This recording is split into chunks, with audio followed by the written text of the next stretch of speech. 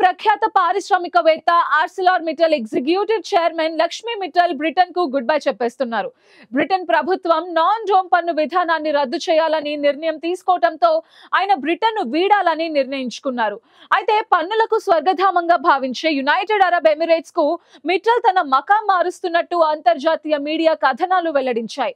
ఆయన కుటుంబం దుబాయ్ లోని అత్యంత విలాసవంతమైన సురక్షితమైన నయా ఐలాండ్ అనే లగ్జరీ జోన్ కి షిఫ్ట్ కానున్నట్టు తెలుస్తోంది. అసలేంటి ఐలాండ్, ఇక్కడికే బిలియనర్స్ ఎందుకు మకాం మారుస్తున్నారు? Let's watch the story.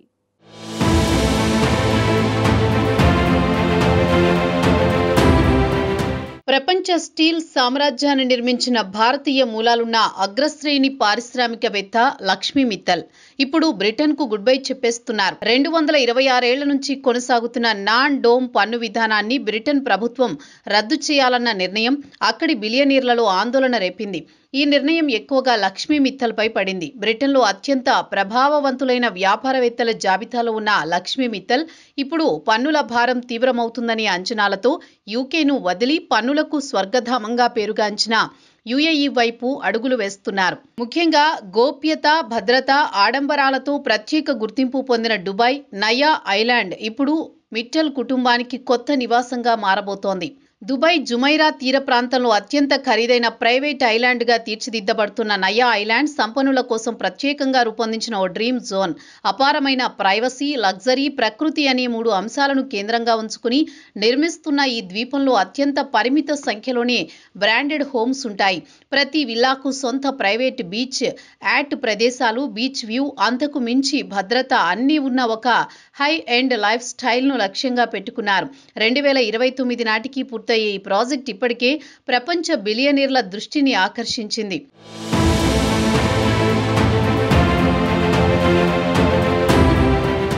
ఈ లగ్జరీ స్వర్గధామంలో లక్ష్మీ మిట్టల్ కొనుగోలు చేసిన విల్లా 21,000 చదరపు అడుగుల నుంచి 48,000 చదరపు అడుగుల మధ్యలో ఉండే ప్రాపర్టీ అని తెలుస్తోంది.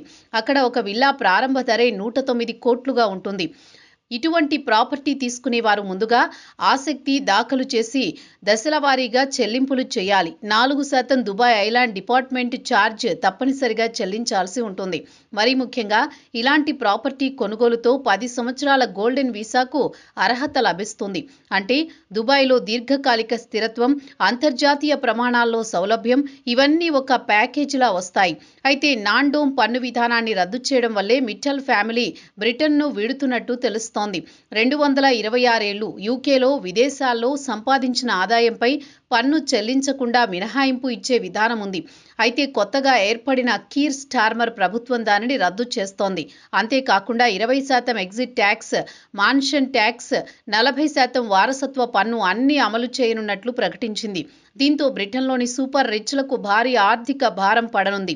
ఈ మార్పులతో బిలియనీర్లు సంవత్సరాలకు 100 కోట్ల రూపాయల వరకు అదనపు పన్నులు చెల్లించాల్సి రావచ్చని, ఇదే కారణంగా మిట్టల్ సహా పలువురు బ్రిటన్ పన్ను వ్యవస్థ నుండి బయటకు రావాలని ఆలోచిస్తున్నారని ఆర్థిక నిపుణులు చెబుతున్నారు.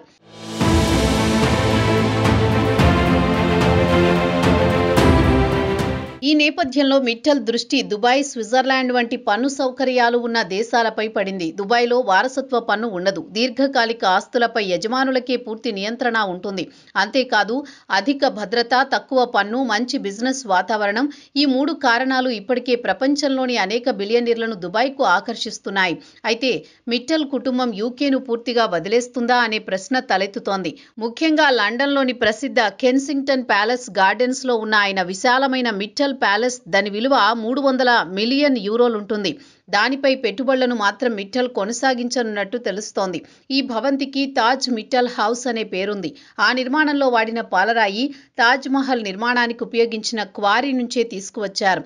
లండన్లో మిట్టల్ ప్రతిష్టాత్మకమైన ప్రెజెన్స్ మాత్రం అలాగే కొనసాగుతుంది.